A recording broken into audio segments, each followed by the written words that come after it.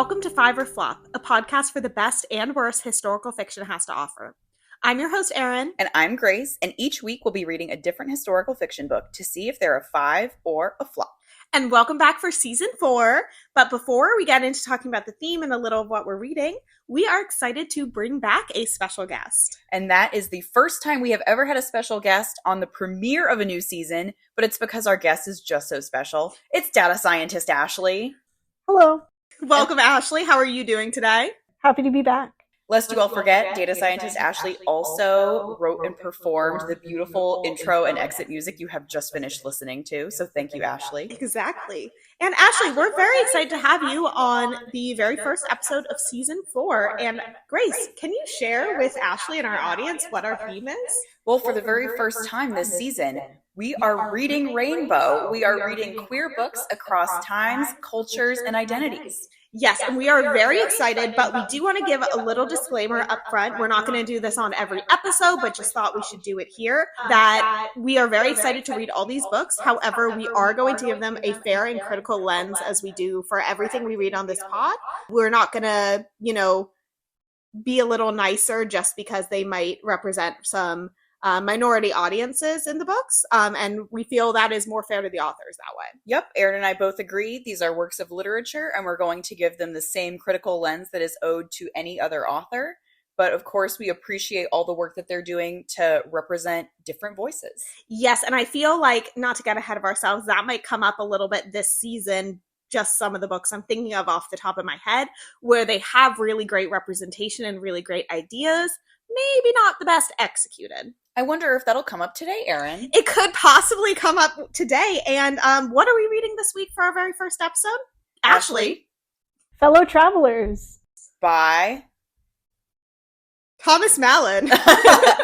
Ashley likes to pretend to the audience that she doesn't have access to the document, even though she does. I have to switch back and forth between the Excel spreadsheet and the...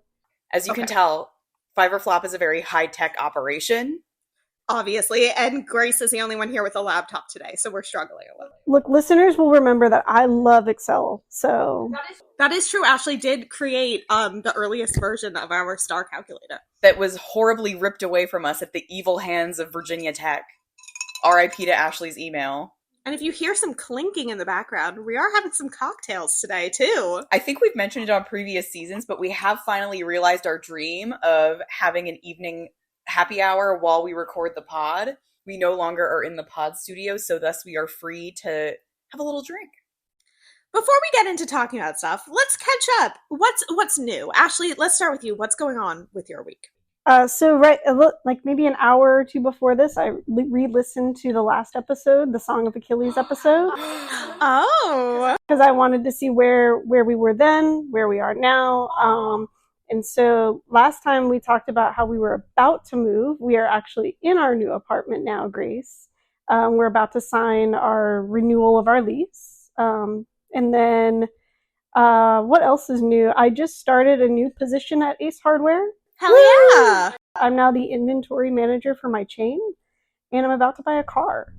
What kind of car? A Subaru Outback, of course. I was going to say, I don't know why I asked that. But... See, some people use their cars for city travel. Ashley's going to use hers to get into the mountains. So you needed the Subaru. Well, what a perfect segue, because we just used our car to go to the mountains, actually. Oh, do tell. Santiago and I were in Gatlinburg, Tennessee this past weekend, which, for those of you who have not been to Gatlinburg, as I haven't, it is in the Smoky Mountains. No, we did not do any hiking, which was great for me, as I famously hate hiking.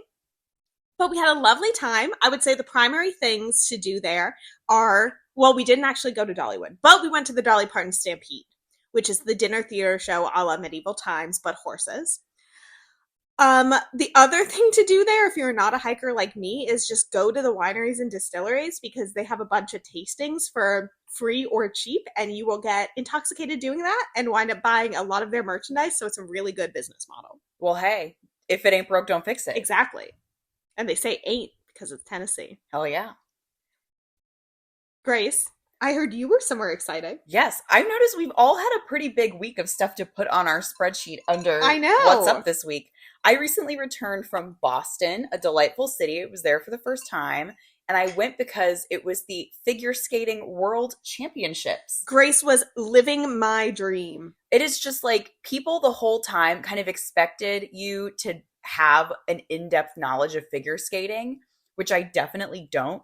I'm very, we've established on the pod that I'm a gymnastics girl. And in gymnastics, we have a saying, which is 4-year fan. So that's people who only like gymnastics when the Olympics come around. Mm-hmm. And I'm very much a figure skating 4-year fan. I was going to say, you to figure skating is kind of me to gymnastics. Yeah. Figure skating is my next door neighbor that I really like, but I don't hang out with. Yeah.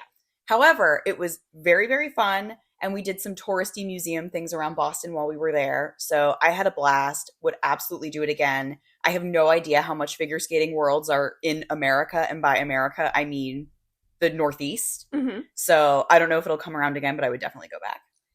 Now, something I have to ask you, did you go on the Johnny Tremaine walking trail? No, I would never do that without you. Okay, good answer. Yes, we did go to Salem. So I was there in the setting of the Salem Dear America. Okay, we did not read for the pod, but I have read it in my own personal life. Did you go to Lowell? No, actually. Another missed opportunity. I didn't even think about it. You truly hated that book so much that you forgot the great city or town, whatever it is, of Lowell, Massachusetts exists. Well, also, to be honest, I don't know if Lowell is close enough to Boston that I could take the commuter train, which is what I did for Salem. Unbeknownst to me, I thought Salem would just be basically like Colonial Williamsburg. Yeah. But it's like a city where people live. Yeah, and that's where the famously bad Nancy Drew game takes place. It's the Salem one. It's the bad one. Yeah, that was like the worst one. I DNF. Yeah. Oh God. I love taking that term into other areas of life. Agreed.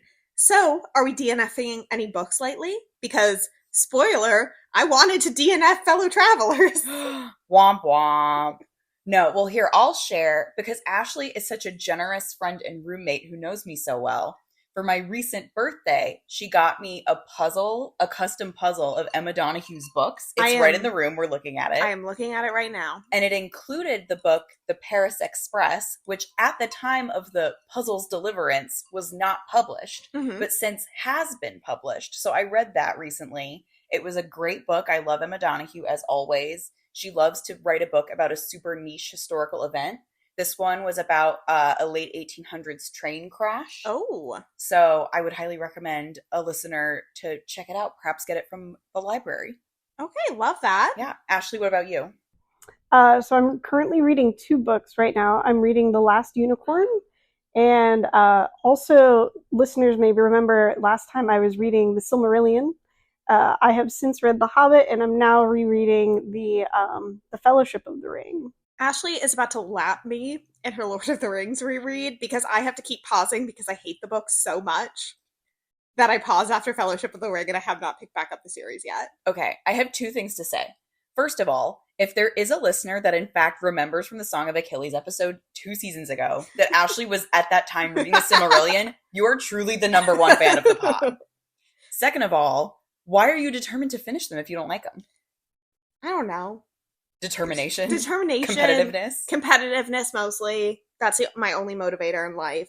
But it's also still the pinnacle of the genre. And also, I bought the book. I bought them used. I didn't spend full price. Mm-hmm. But I bought them. I'm not going to not read them. However, The Last Unicorn, that was one of me and my sister's go-to movies when we were kids. Particularly my sister. Mm-hmm. My sister used to watch that movie all the time. So I remember little bits and images of it, but it wasn't a movie I really watched. But I am reading the book and I'm enjoying it so far. See, I have not ever read the book, and in fact, I didn't know it was a book. But I feel like I can never watch that movie again because I watched it one time and it was at a sleepover at 1 a.m. So I feel like I've had the pinnacle Last Unicorn experience, and I don't know that I can go back and sully it. So unless we have another sleepover, I don't know about that movie. Which we could. I mean, nothing is stopping us. All right. Should we get into Fellow Travelers? Well, Ashley, would you like to share why you were on this particular episode of the season?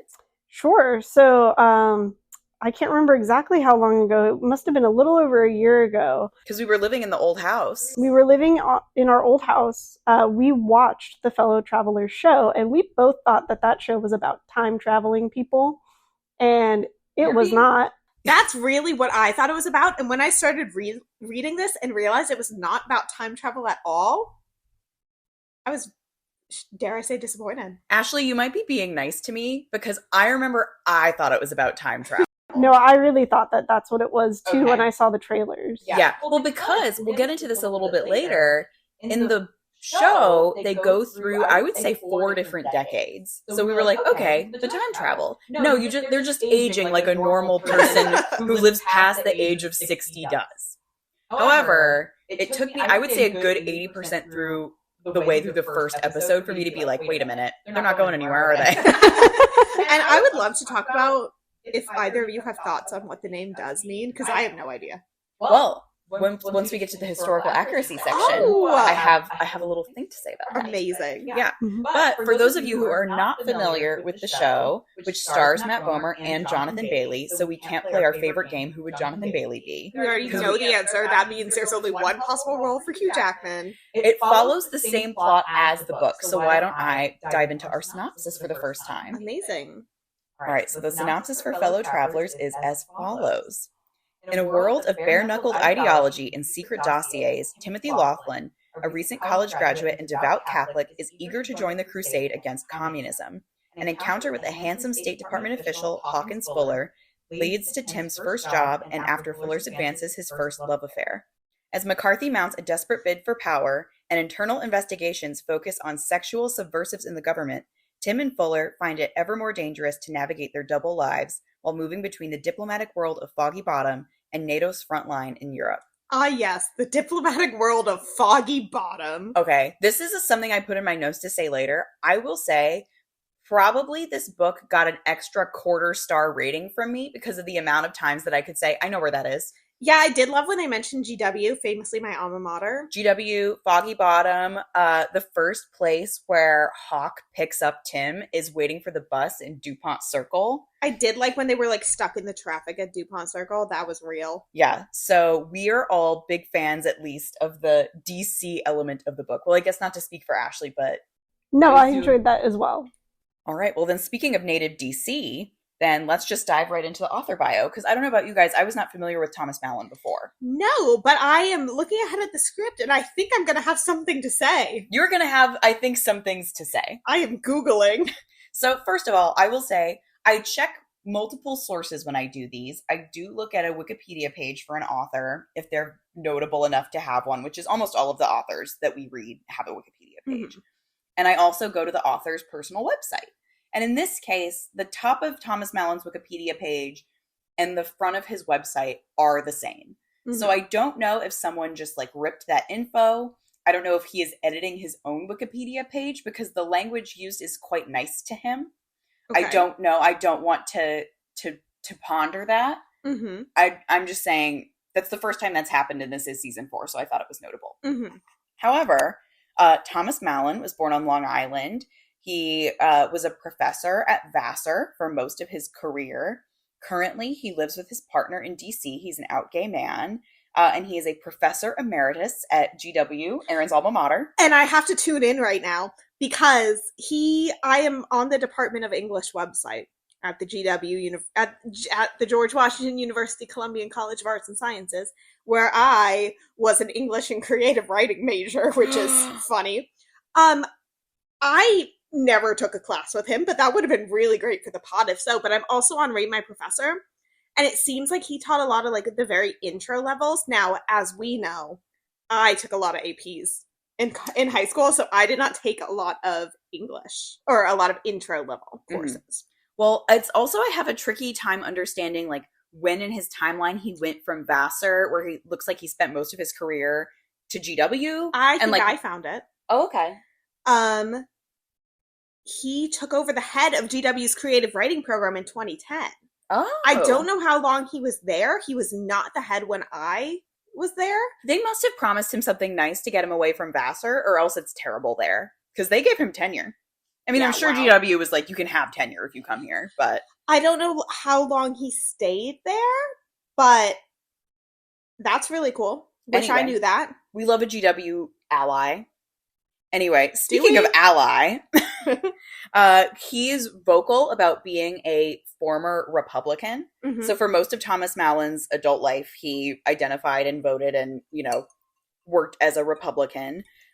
He was very publicly left the Republican Party in November of 2016. I don't think I need to tell you all why. But in the lead up to the first Trump election, he was a very prominent part of a group called Scholars and Writers Against Trump, which was a group of conservative intellectuals that were, John McCain, Mitt Romney type Republicans and very anti-Trump. So in terms of his writing career, he's published not quite 20 books, just shy of 20 books, and they are split between fiction and nonfiction. He's written a lot of fiction. They lean slightly more towards fiction. Mm-hmm. All of his fiction is either political, historical, all in that vein. So, for example, he has Fellow Travelers set during the Lavender Scare in, U.S. politics. He has books set during the Bush administration, during Watergate, things of that nature. Most of his nonfiction work kind of focuses more on his English professor side of things. So his first book, which was nonfiction, came out in 1984. His latest book came out in 2023. It's about a mid-century Broadway actor. Mm-hmm. So he's still writing. He's still churning them out. Fellow Travelers came out kind of in the latter half of the middle of his career. So that came out in 2007. Mm-hmm. And of course, we all know Fellow Travelers as a TV show, but also there is an opera of Fellow Travelers. Oh. And it was supposed to appear this season in DC at the Kennedy Center. It could have gone. And it withdrew because of the Trump takeover. No. Yeah, they basically said, we're not coming. I looked into it. There were a few other shows that I think were kicked out by the Trumpers. Jesus. Fellow Travelers voluntarily withdrew, and on it signed the creatives of the opera, and then also Thomas Mallon signed onto the letter saying, we're not bringing the opera to the Kennedy Center. Oh, wow. Yeah. So. It's unfortunate. I've already kind of bashed this book already because he is the most likely author we could feasibly get on this podcast. Well, and actually, I feel like Fellow Travelers would make a very good opera. This is another one, and I'm definitely jumping ahead of myself. I've said it for a few books, it would be better in a different format, whether TV show, whether movie. This, I have not seen the show, I firmly think the show would be better. Well, Ashley and I can share our opinions on that a little later, maybe. All right. Well, before that, have either of you read anything else by him? I mean, clearly I didn't even know he used to run the program at my school. I don't think I read anything by him. No, I mean, I had never heard of him before this, and I think he clearly has enough of a career to sustain, putting out all these books, but, I've never heard of him, and I read pretty voraciously, and I don't necessarily read historical fiction with a political focus, but, I'm aware of things, so, I don't know. All right, well, good to know. So, disclaimer, our judgments come based on the book and characters within the book rather than any real historical figures they may have been based on, which is the case here. Yes, not for our main characters, but for the side characters. I think they would mostly all be people we would judge negatively. Yeah. Not to get ahead of the historical accuracy. Well, history has not been kind to Joseph McCarthy, so I don't think that's a hot take either. No. All right. Ashley, what's your opening thought? Where do you want us to go first? Oh man, I'm gonna just come out and say I did not really enjoy the book. I was, I recommended this one because I thought it might be on the flop side of things. It's Ashley's fault. I thought we were reading this book because you both thought it was going to be really good. Oh, no. Oh, so wait, was the show good? Yes. I enjoy the show. Well, it's Jonathan Bailey. Yeah. I will say, here's something I will say about the show that I've said to a lot of people. No one cares but me, but I'll say it again. This is a show where, Erin, this will be a surprise to you. Okay. Part of the show is set during the AIDS crisis. Oh, I mean, that makes sense in the book. Yeah. Well, the part about the AIDS crisis did not really appear in the book. No. Which we'll get into later. Yeah.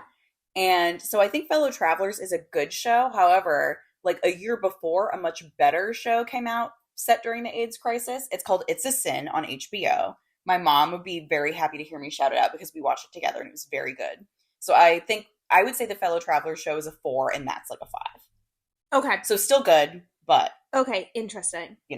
That's the end for my little personal agenda. Okay. Can I start with why I hated this one? You may. So we've read a lot of books. We've read a good number of flops. There's been a lot of books we read, not a lot. There's been a number of books we read that have genuinely been very bad. The writing has been bad. The plot has been bad. Something about it just was genuinely very bad. In my opinion, I did not think this book was necessarily bad in that way. The writing was fine. The story was fine. And I mean, I have some criticisms about it, but overall, it was all fine and good.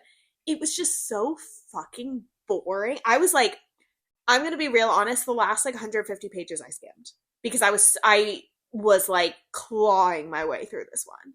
The most identifiable problem with this book is not the prose or the characters. I'll argue later that the characters are the best part of the book. I did not think it's an amazing book by all means. I definitely liked it more than you, Erin. Oh, yeah.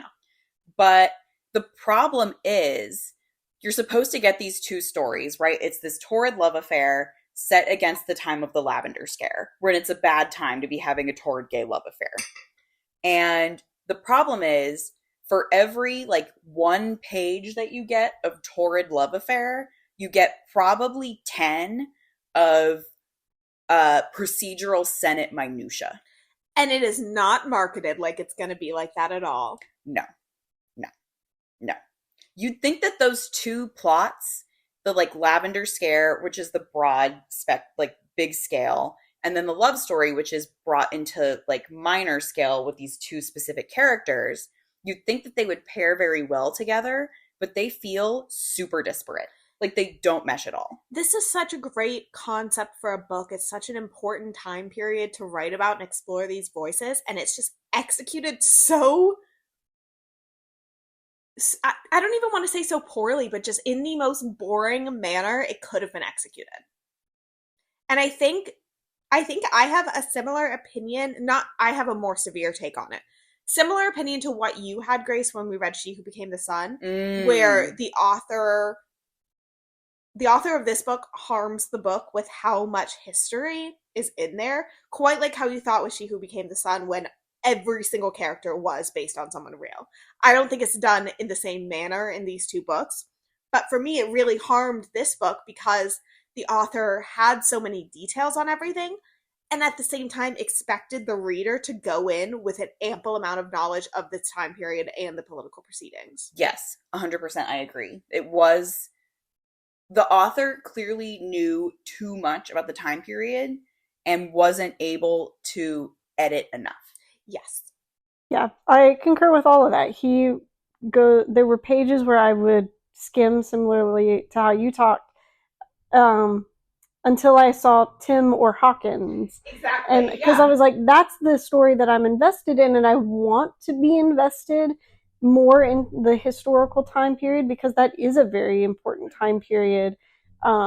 It's time periods that some people alive still remember. Yep. And so yeah, it felt like the two stories were not together at all. It was like I was reading two books that were in one book. Mm-hmm. It was almost like there's editions of Nancy Drew that have two stories, yes, and you have to flip the book to read one or the other. It felt like that almost, but I was doing that every other page.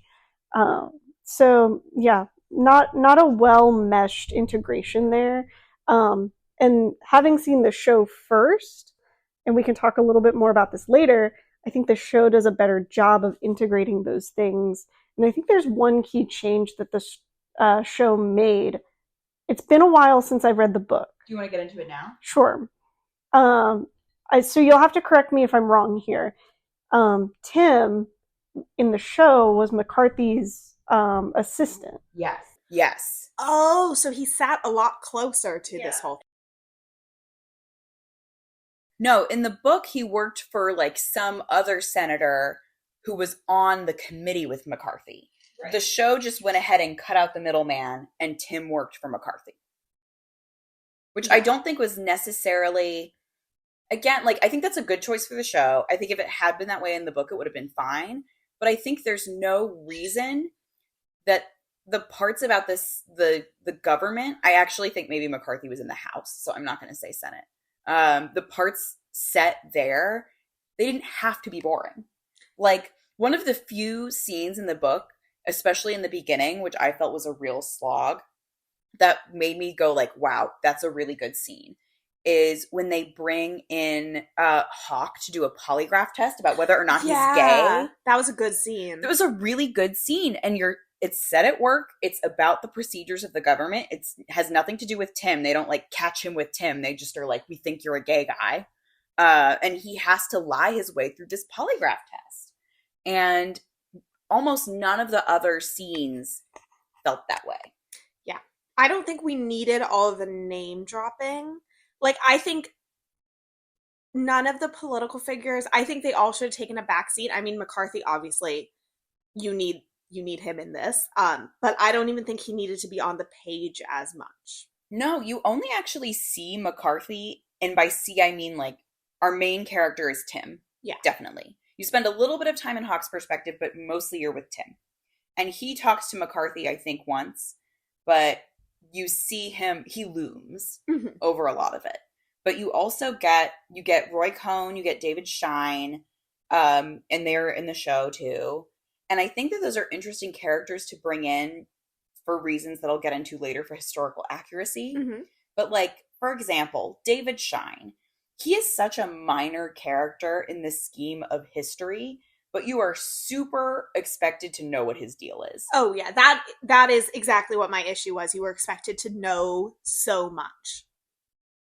And most of what you're expected to know, I hate to say, as, you know, someone who's a big champion of history and learning, is not super necessary for you to know. Yeah, no. As, like, I'm all about learning, gaining more information. If you want to learn the minutia of the Lavender Scare, I am super happy that for you to do that. But there's things that you can be reasonably expected to know as, like, Gen Pop and stuff that isn't. And from my perspective, that is kind of frustrating for a book that's clearly, and maybe I say clearly because it has been turned into a show, right? But my assumption is this is supposed to have like broader appeal. It's not just supposed to only be interesting to the people who know about this. Like, if this is your niche subject area, you'd probably love this book. I mean, we talk all the time about like what our niche subject area is. If you had a historical fiction book, something with gymnastics Olympics, you would love it. You would know everything. But also, if it was marketed broadly, I would love to be able to pick it up and still, you know, follow along and enjoy it. Yeah, I mean, his audiences, I just think, is historical fiction readers. Yeah. And I would not recommend this book to the average historical fiction reader. Yeah, no. It's actually, I feel so bad because once I left my really bad review of this on Storygraph, I get a text from my mom who's participating in our Storygraph reading challenge and is reading along with us, that she had just picked out this one and the next one we read, or the next one we're going to discuss, to read from the library. And I'm like, hey, so sorry to break it to you. I hated this book. But I do think she might like it. So. Okay. Well, hopefully she does. We'll see. I would love to get her opinion on it. And then we can bring her onto the pod and bully her like we bullied Hannah about love in the time of cholera. All right. So I think we've touched on basically all that we have to say about the politics until we get to the historical accuracy section. I'm lying. I have one more thing to say about the politics. Okay.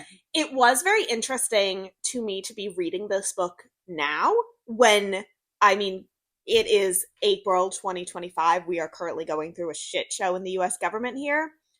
And I don't know, it's just interesting to read it as like other, you know, mass firings, mass hunts for, you know, quote, illegal immigrants who are, you know, whatever. It's interesting to read this book and see not the same thing, but to see those parallels that just kind of keep continuing in history. It's actually interesting in a horrible way, but. Well, not to mention all the things that are kind of going under the radar almost. They're still in the headlines a little bit, but there's a lot of laws that are going into a place affecting transgender people right now. And I think a lot of the immigrant policy is overshadowing that a little. No, I would completely agree with you. Mm-hmm. I mean, and also just under the broader umbrella of DEI, quote unquote, and turning out all of the, you know, DEI in the government. And whatever, however they can weaponize that term, whichever group they want to weaponize it against at any given moment. Yeah, and it very clearly includes gay people 100% of the time. Oh, very targeted, yes. Mm-hmm. But it's, not a good parallel, but I always think it's interesting when I read something that's like historical fiction and I'm like, wow, funny how so much of this, is still happening.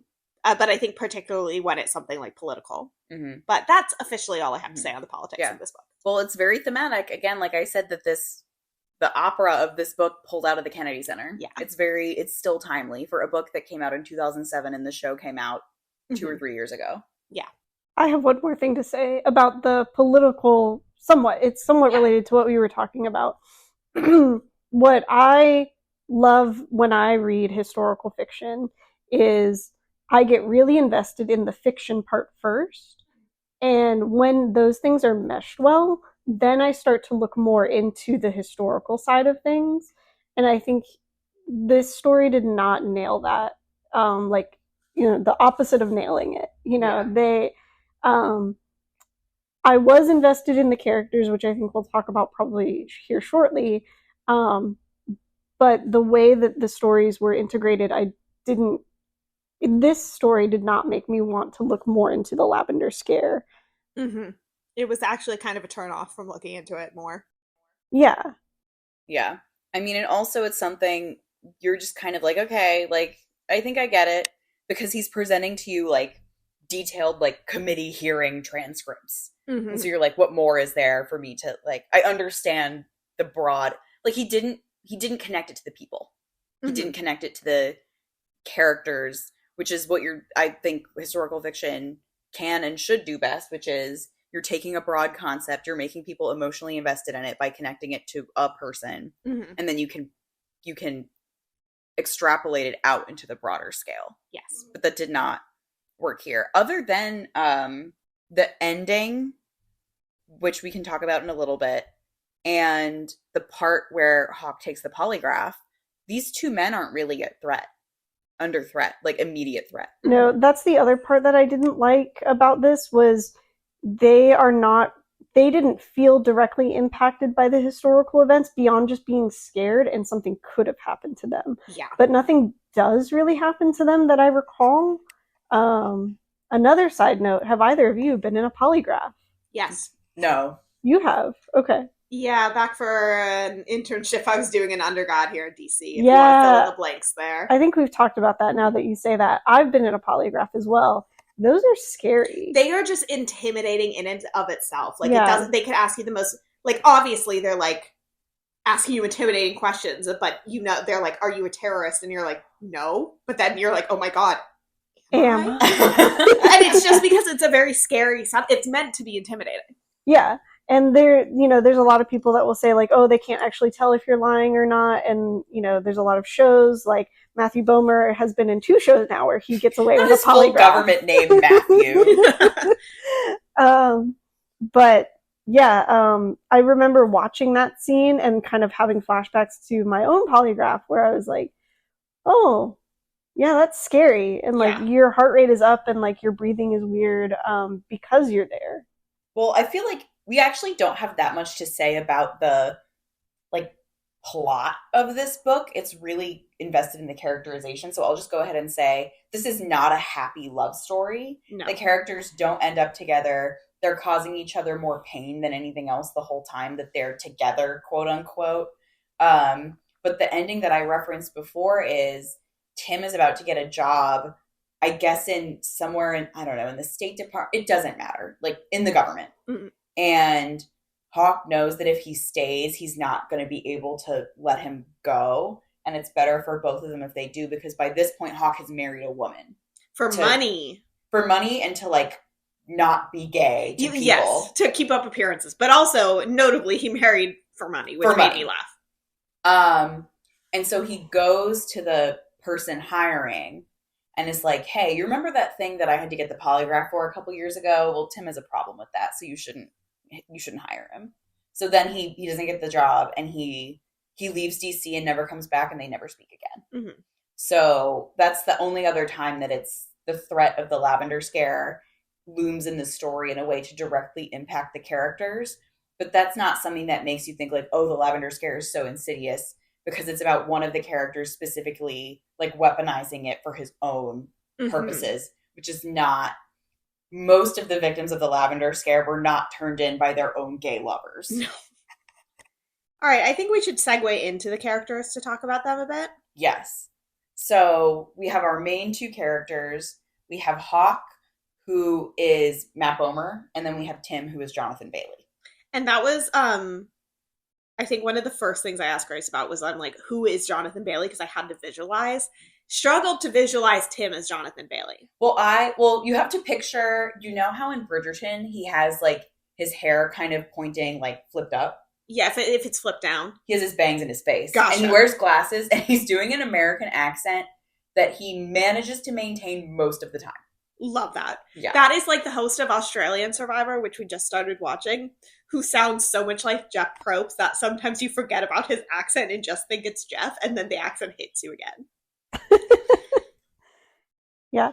What's funny about this, and we've talked about this before, this was my primary first seeing of Jonathan Bailey. So this is how I see Jonathan Bailey is as Tim, whereas you see him as the Bridgerton character, whose name I cannot remember right now. Anthony Bridgerton. And so it was to a point where when we saw Wicked together, I had to lean over and say, is that Jonathan Bailey? Because he wasn't scowling. He disappeared into the role. And he was so good in Wicked, too. Also, though, like, he filmed Fellow Travelers, season 3 of Bridgerton, and Wicked at the same time. We have definitely talked about that we've talked about his travel schedule on an episode before, because that man is crazy. Because I'm obsessed with it. Like, his co-stars on Bridgerton would be like, yeah, when he wasn't filming, he would be like off in a corner by himself in his like full Regency getup, doing like Dancing Through Life, so he wouldn't forget it when he had to fly back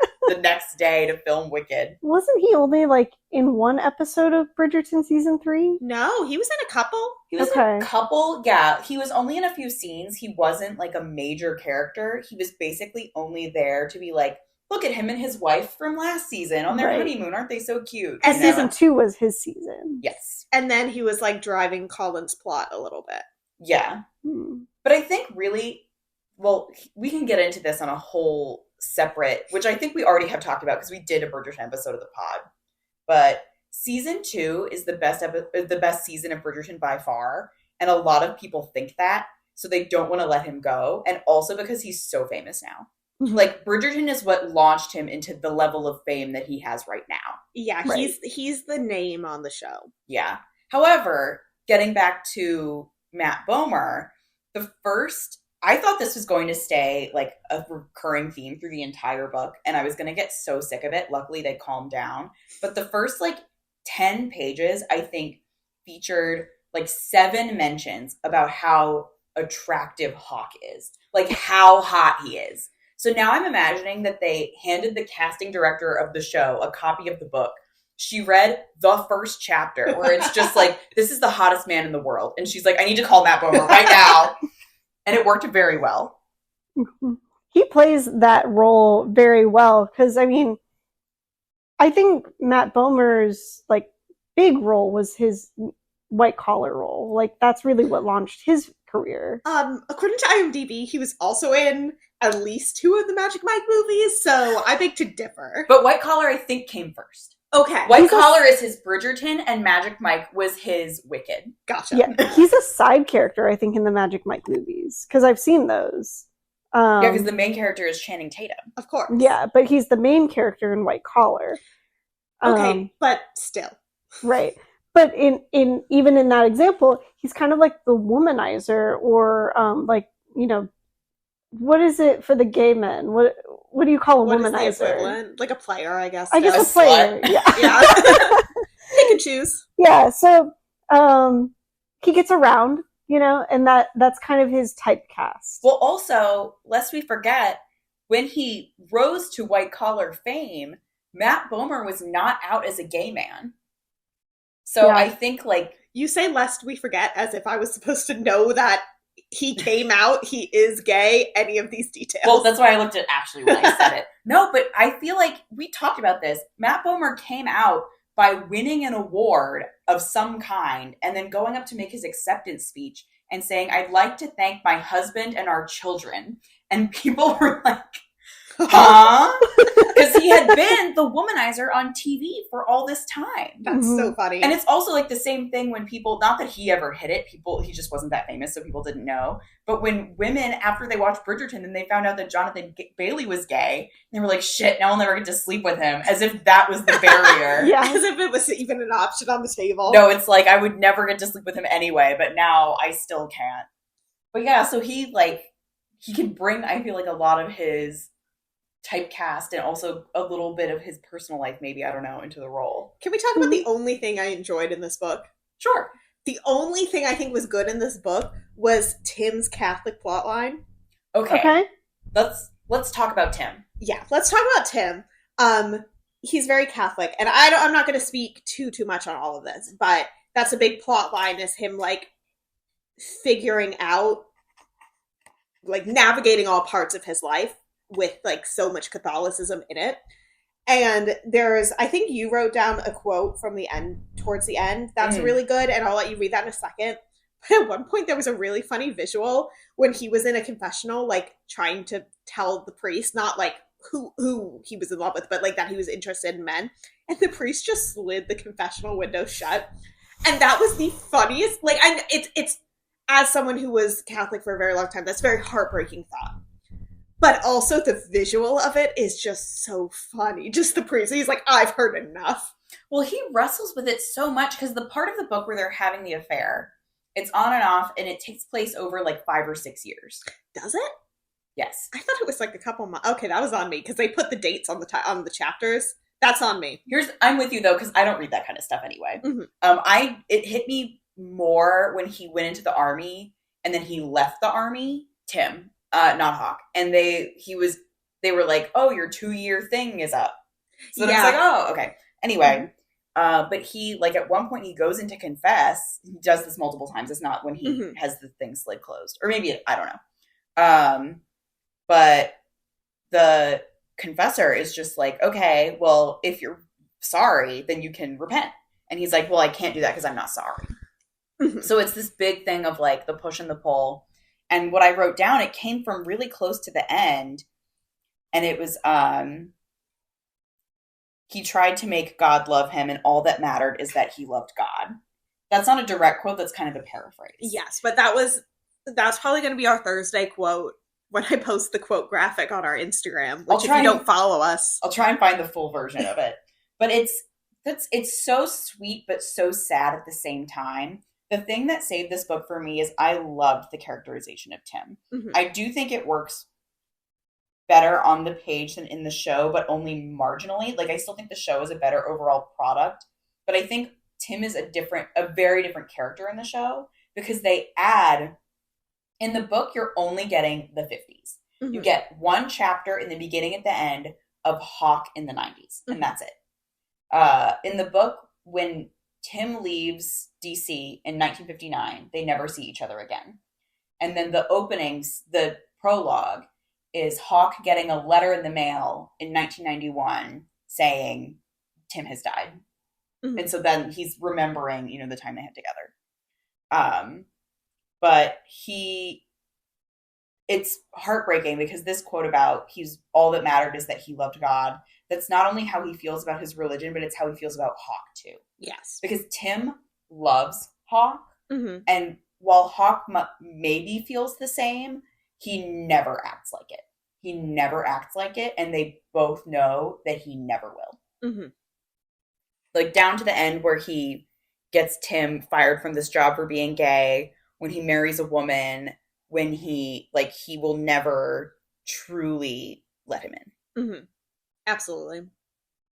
Yeah, there was a theme in the book that was like Hawkins doesn't like normalcy. He doesn't like a routine. He wants to be excited all the time, and like he gets that with his marriage, the routine. But that was ultimately, I read it as why he ended things with Tim, was because things were getting comfortable, and he doesn't like that. He wants things to be almost a little bit dangerous, a little bit unknowable. And that was how I read his character. I think I agree. When he makes the decision to out Tim so he will leave DC, I think he does that because of a sense of, if I don't get rid of him now, I never will. Right. They're settled into this routine where they have this like abandoned building in Foggy Bottom that they meet up in during the day to sleep together, while Hawk has his wife and newborn baby at home in Alexandria who don't suspect a thing. And he thinks like, I could just go on doing this forever. Mm-hmm. And that's not something that he's comfortable with doing. And so he has to cut it off there. And you hear later that even though he seems to have come to terms with being gay, both in the world and then with his Catholicism, Tim never loves anyone again. Mm-hmm. Like, that's all that he gets.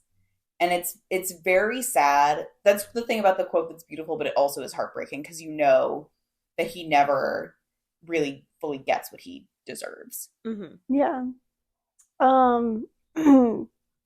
I found the character of Tim very relatable, because I have felt that way before. Like, I had a very big relationship when I was young, when I was in college, my first love. And there have been moments in my life since then where I've been like, what if I don't ever fall in love again? What if that was it for me? Mm-hmm. And I hope that's not true. I'm still young, still on the dating scene. But that is a fear that I have. And some of the things that he expresses in some of his actions are like, I see myself in Tim a lot. Yeah. Yeah. I teared up a little bit at the end of the book reading the kind of closure that Tim gets. That quote got me. Mm-hmm. Other than that, I had like no positive feelings for this book. I was going to say, and to give you a great idea of the experience of reading this book, imagine we stopped talking about this right now and we talked about McCarthy for 15 more minutes. Yes, exactly. Yeah. But that quote really got me, and that one through thread of his like religious internal conflict, that was strong. It was well done, but it wasn't situated well within the rest of the book. Exactly. Yeah. Mm-hmm. It's like I didn't necessarily want it to be highlighted more. I just wanted other things, like the political parts, to be toned down more so that those strong threads could shine. Mm-hmm. The book could have just been shorter. Or we could have gotten a little less political and maybe more of a 50-50 POV with him and Hawk. Because you don't get to know Hawk as well as you get to know Tim by a wide margin. Oh, yeah. I don't know why that was the choice that was made, but I almost disagree. I think he is intentionally written that way. Okay. Because he himself is guarded like to himself. Mm-hmm. And so he is, I feel like I have a full understanding of Hawk. Like there's not more of him to know. Yeah, he won't let anyone else, including himself, in more.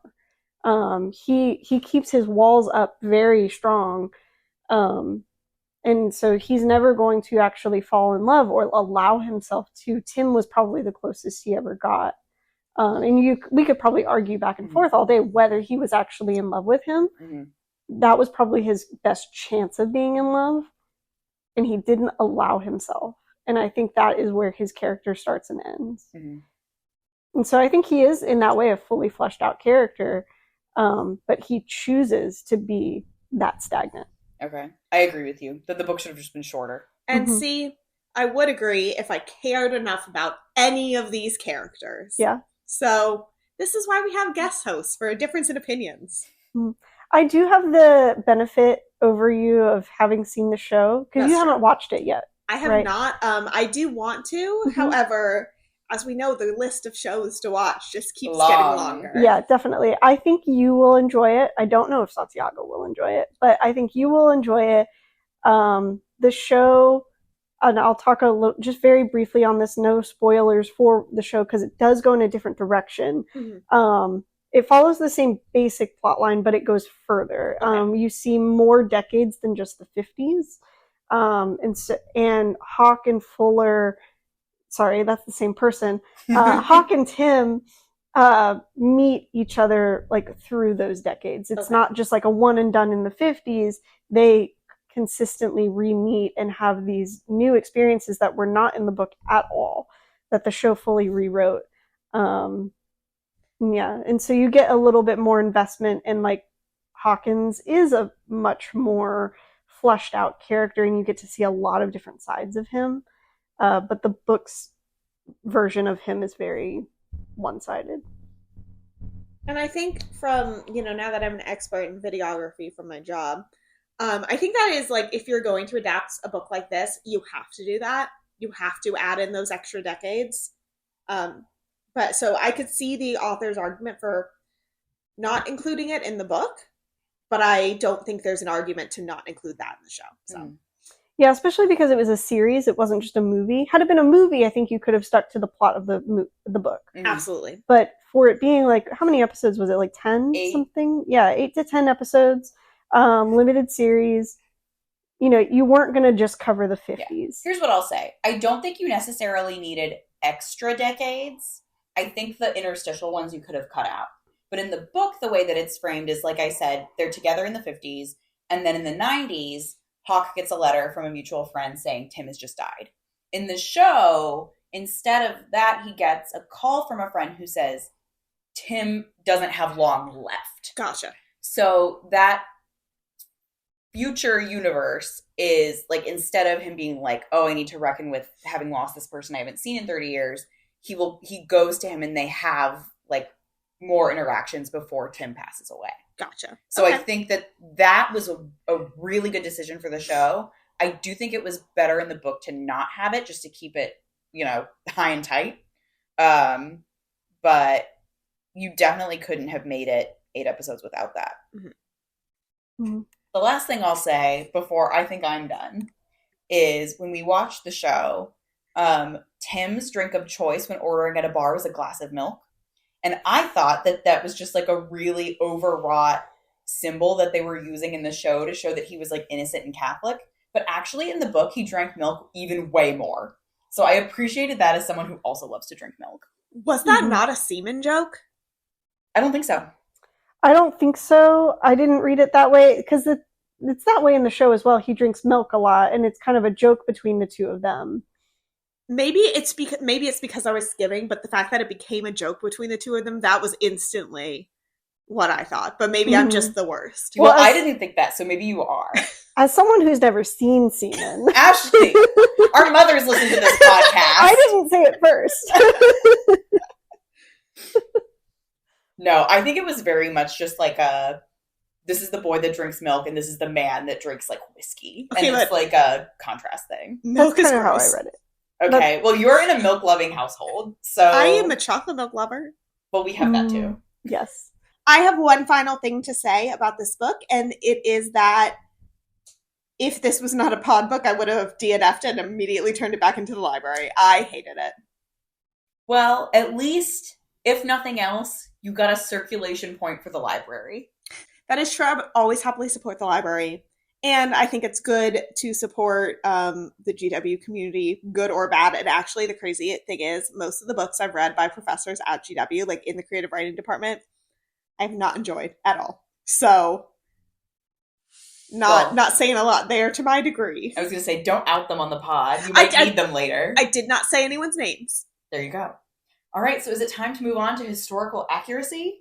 I think so. The only other thing that I can think of, and we could put this wherever, is I do have a recommendation if anyone doesn't like this book or doesn't like this book and wants to read something better. Give it to us now. Okay. So I just thought about this while we were talking about the 50s. The Price of Salt, aka Carol, is also set in the 50s. It's not technically historical fiction because it was written in the 50s. But it's the same time period and it's about a couple of women. It's one of my favorite movies. I also really enjoy the book. Okay, thank you. And I think you and I have talked about this, not on the pod, but just in our lives. Mm-hmm. Yeah. And I think it's okay if it's contemporary for everyone who's not specifically doing a historical fiction podcast. Agreed. Yeah. Like if you're just like, I want to read a book in the 50s, great. Yeah, it's not eligible for the pod for that reason because it's contemporary, but it is a really good book. It covers a similar time period, but it doesn't go so heavy into the politics, but it's in that same like Lavender Scare time period and you can feel that energy, but it really just focuses on the relationship between Therese and Carol. And the movie is one of my favorite movies. I watch it every year. All right. We should start doing that. We should demand a recommendation from all of our pod guests. I can't wait for that. Look, I've given you The Last Kingdom, and I've given you Carol. Okay, fine. Now it's my turn to talk. I'll get into the historical accuracy. First of all, I want to say something that's not really relevant to the wider plot of the book, but it gave me a little fun thrill when I realized it. This book features briefly in the background the 1954 Capitol shooting by Puerto Rican nationalists, which the discerning pod listener may remember also happened in The Night Watchman. And you know what's crazy? You would think I would be discerning as a pod host, and I don't remember that at all. I think I blocked out most of that book. Anyway, so I just like when stuff like that overlaps. I do love a crossover. It's like, oh, they were in the same room. I love that books set in the same period that have like two completely different subject matter, yet they still exist in the same time. Yeah, so that's super fun. So I actually read, not a ton, because I'm not going to claim that, a little bit of like archival material looking into this. What the National Archives website says is that the Lavender Scare is generally less known than the Red Scare, but they were happening simultaneously. Obviously, the Red Scare is the purge of communists from the government. The Lavender Scare is the purge of gay people from the government. Mm-hmm. But the Lavender Scare, in terms of like a direct person-to-person effect, affected way more people than the Red Scare. Basically, once the investigations started, they were not really turning up a lot of communists, but they were turning up a lot of gay people in the government. And people like McCarthy, who was the driver of both of those things, kind of linked inextricably communists and gay people because they viewed them both as mentally twisted in some way. So in their views, if you met a communist, it was likely that they were gay also. So fucking stupid. Yeah. So the title of the book, Fellow Travelers, I assumed that this was just like a euphemism for a gay person, like friend of Dorothy or something like that. But it does not mean that. I think any association that Fellow Travelers has with meeting like a gay person comes from the book and the show. Oh. Yeah. And I guess the opera, if we're going to throw it in there. We're going to go that far. Yeah. But Fellow Traveler actually means someone who is not a member of an organization, but is sympathetic to their ideology. Okay. So in this case, it's not a card-carrying communist, but someone who thinks, yeah, those guys don't have some bad ideas. Gotcha. Yeah. So the Charlie Chaplin type. Yeah. I'm going to explain that reference. Please do, because we're just kind of looking at I was just like, yeah, absolutely. So Charlie Chaplin said he was actually deported from America. Oh, I know that. Either deported or not allowed to re-enter America when he left because he was a communist sympathizer. And I'm probably getting the quote wrong, but he was quoted as saying, "I'm not a communist, but I am a friend of communists," or "I'm pro-communist," something like that. And so the Red Scare definitely affected him. And for the last couple, I don't know how many years of his life, I can't remember, significant portion of his life, he was not allowed to come back to America where he had really made a home. Wow. So there you go. There's the answer to that. And it also does not mean people who travel through time, because no one in this book does that. So now we're going to get into the nitty-gritty of a few of the real-life characters that featured prominently in the book that, well, not super prominently, but that featured in the book that I think are relevant to the overall theme. And unfortunately, I don't think were utilized properly, because I think they could have really shored up the broader theme, but we actually just didn't really care at all. And those are obviously McCarthy, Roy Cohn, who is his chief counsel, and David Shine, who is a guy who isn't important, but whatever. I just can't get over that he thinks that you need to know who that is. But of the three, Roy Cohn was definitely gay. Like, he never admitted it, but he was a gay man. And one of the nails in the coffin that ended up bringing McCarthy down was that Roy Cohn, who was like his right-hand man, tried to pull all of these strings for this man named David Shine, who was an unpaid consultant to McCarthy, basically. and he was drafted into the Army in 1953. Roy Cohn was trying to pull all these strings to keep him nearby and to keep him from getting sent overseas and to give him like a cushy assignment. And that became this whole political scandal, and it blew back on McCarthy. And what it seems like is that either Roy Cohn was in love with David Shine, because I've looked up photos of him and he's very handsome, or that they actually were like in a relationship together. Gotcha. It's hard. There's no confirmation really that I'm finding on whether or not David Shine was gay or if Roy Cohn was just like obsessed with him. So that is like a very clear, weird, conflicting thing where this is one of the men behind the Lavender Scare, and yet he is a gay man. So that's an interesting figure that I think is not really utilized well in the book or in the show. And then also there are suggestions in the book, and I think whispers among people, that McCarthy himself was gay. I could not find anything definitive on that. Nothing above the level of like just rumor among people. The evidence for that really is that McCarthy married very late in life, as is represented in the book, and that he and his wife adopted their daughter, again, as is represented in the book. And his wife was young, so she could have had kids. But there's one person who said that McCarthy was a frequenter of gay bars in Wisconsin, where he was from. But that's, again, just one guy. So I don't think we know, and we can't draw conclusions. And I feel like, I don't know, because I have not looked into this at all. It's often people, it's like the stereotype that all homophobes are just secretly gay. You know, that's kind of how it comes across to me. But I mean, I don't know. I have not looked into this at all. The way that I see it is like, it could be possible, but I don't know. And there's no way for me to find out. Yeah. So. Because we can't travel through time. Exactly. So most of the parts of the book that are the Lavender Scare fixate specifically on the Army McCarthy investigation, which had to deal with this guy, David Shine. And there's also some element of McCarthy being blackmailed with a photo of him supposedly having gay sex with another man.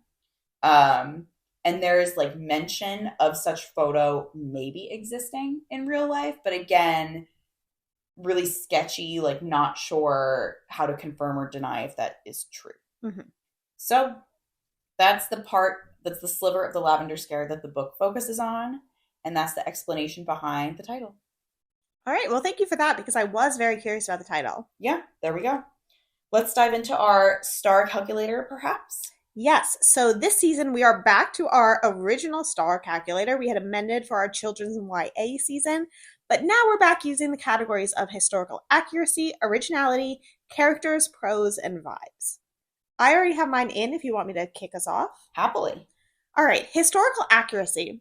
I struggled. I gave it a 2, though, because I thought nothing was inaccurate. Everything was too researched and too detailed that it was a detriment to my reading experience. So that's why the low score. Originality, a 2 also. I think the trends that could have made this more unique, those threads in there just weren't, they didn't click for me enough. Characters, also a 2. I liked Tim sometimes. Everyone else, I don't really care. Prose, a 1. It was those long sections that were just like congressional transcripts that I was like, wow, this sucks. There's no better way to convey this to me. And then vibes, a 1, because I was miserable. So this is a 1.6, making it my first flop of the season, and also probably one of my lowest scored. I think this is lower than Johnny Tremaine. This is going to be hard for you to top the rest of the season. Yeah. Ashley, would you like to go next? Sure. So for historical accuracy, I went ahead and gave it a 4, probably because it just is historically accurate. It is too much so, you know, to the point where it is a detriment, but we'll get to that in a moment. Originality, I gave it a 2. I don't know. It's a time. It's gay people, whatever. And then characters, I did give it a 5 because I do really like the characters of Tim and Hawk. They shine out to me and they stay with me. Prose, I gave it a 3 there were times I do remember one night, like I stayed up reading because whatever particular chapters I was in, I was really enjoying it. But the rest of it, meh. And then vibes too, like the show more. For an overall score of 3.2, so like very mid, very fine. And unfortunately, we can't compare to your story graph because you don't rate as a general rule. No, but if I can let the listeners know, last time I'd only ever rated one book. I have now rated 3 books. What books? The Voyage of Freydis, I rated very low. I think I did 1.25 or 1.75. 1.75 is what I gave this one on Storygraph, by the way. I want to say 1.75, and that was mostly like a reader's beware because it was so bad. And then the other book that I read recently was Delilah Green Doesn't Care, and I'm going to say the same thing that I said about To Kill a Mockingbird. I wouldn't change a thing about that book, and that's why it gets a 5. All right. Congratulations, Ashley. Thank you. So yeah, 3.2 for fellow travelers. All right, well, I'll do my scores. I gave it a 4 for historical accuracy, basically for the same reasons as Ashley. The research of it is worth a 5, but the utilization of it knocks off a point, but I don't really feel that I can go lower than that and be fair. Originality, 3. I think this is a fine enough concept with nothing too special about it. Characters, 4. I also really like Hawk and Tim, and I think Tim in particular carries the narrative. The side characters were not doing it for me. Prose, 3. What I can say about Thomas Mallon's prose style is that it is serviceable. Like it's unobjectionable to me. It's fine. And vibes, 2, because it did take me a long time to read this book, and it is not that long. So I very much was dragging my feet even through the parts of it that I did like. So that's a 3.2. I think I gave this a 3.5. Okay, so you're fine. It ended on a strong note for me with Tim and all of his internal stuff. So it was on an upswing for me at the end. I think I would stand by 3.5. Okay. So I would call this a fine leaning flop for me. Okay. There are some books that I've rated fine that I would recommend to people, especially if I'm like, oh, I just thought this was okay, but you would really like it, for example. But this I would not really recommend to anybody. Sorry to my mom, who just checked this out of the library. But thank you for doing our reading challenge. Yes, thank you for participating. And if you, as our other listeners, want to participate, that is now live on Storygraph. Yes, Ashley, you've joined it. Thank you. Yes, and I will absolutely be participating. I just don't know how quickly I'll get through them. But that's I will, okay. I will get through. Thank you for giving me the opportunity to say the challenges don't expire. You can still do the reading challenges from seasons 1 through 3. You can still read 40 plus children's books. The opportunity will never go away. Along with that, and if you look at that Storygraph reading challenge, you'll get a sneak peek at what we're reading this season. But in the meantime, let's tell you what we're reading next week, which is Gwen and Art Are Not in Love by Lex Croucher. Another book that Ashley has read, but sadly we're going to say goodbye to data scientist Ashley for the week. Goodbye. Thank you for joining. We will definitely have you back in future episodes because you are a friend who always agrees to keep coming on.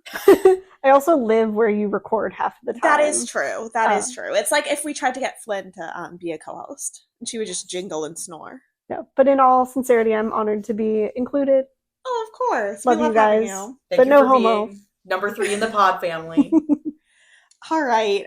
You can also join our pod family by following us on social media at @5orflop_pod on Instagram, Twitter, and TikTok. You can join our aforementioned Storygraph reading challenge, or if there are any other books that you think we should be reading for perhaps a future season's Storygraph reading challenge, you can fill out the recommendation form that is in the bios of our social medias, or just send us an email at 5orfloppodcast@gmail.com. And until then, Ashley, you want to sign us off? Happy reading! Bye!